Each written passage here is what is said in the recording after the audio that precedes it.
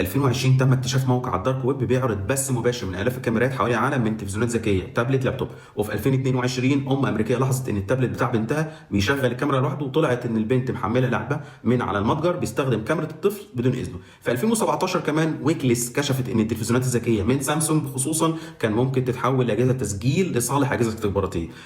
الكاميرا لما بتتفتح مفيش لمبه بتنور تقول لك انها شغاله، يعني ممكن تسجل 24 ساعه وانت مش حاسس.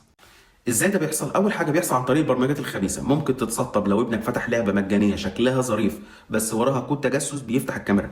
اول ما التابلت يتوصل بالنت التطبيق يبعت اشارات للسيرفر عند الهاكر، ومن اللحظه دي كاميرا التابلت شغاله وفي واحد او في ناس قاعده تتفرج عليكم كلكم في نفس اللحظه لايف ستريم.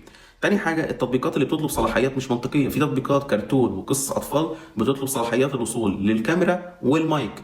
ليه؟ مش عشان يساعدوا الطفل، عشان يوصلوا للكاميرا وقت ما يحبوا ويبدا يتفرجوا على البيت كله. تالت حاجه لو وصلوا لشبكه الواي فاي بتاعتك. عشان كده قبل كده اتكلمت في موضوع ازاي تحمي الراوتر. لو شبكه الواي فاي عندك مش متامنه كويس اي حد قريب منك ممكن يدخل على الشبكه ومنها يقدر يدخل على كل اجهزه البيت، وده اخطر وسيله.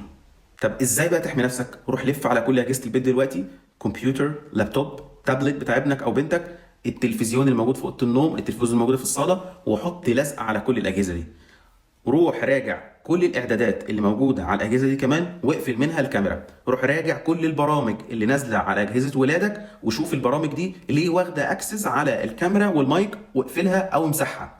تاني حاجه روح كل على الاجهزه اللي انت رحت لها دي، روح على كل الاجهزه دي واعمل تحديث للنظام الموجود عليه، عشان التحديث اللي بيحصل او الابديت اللي بيحصل على كل الاجهزه دي بيقفل الثغرات لو حد هاكرز دخل اوريدي دخل عليها. الحاجه الاخيره عاوز اقول لك عليها، لو في جهاز مش مستخدم روح راقب الاستهلاك بتاعه، ادخل على الاستهلاك من على الجهاز وشوف بيستخدم انترنت قد ايه. لو لقيت استهلاك عالي جدا اعرف وتاكد ان الجهاز ده طالع لايف ستريم او طالع بث وانت مش حاسس بالجهاز ده. خد بالك من كل الحاجات دي ولازم تعملها شهريا.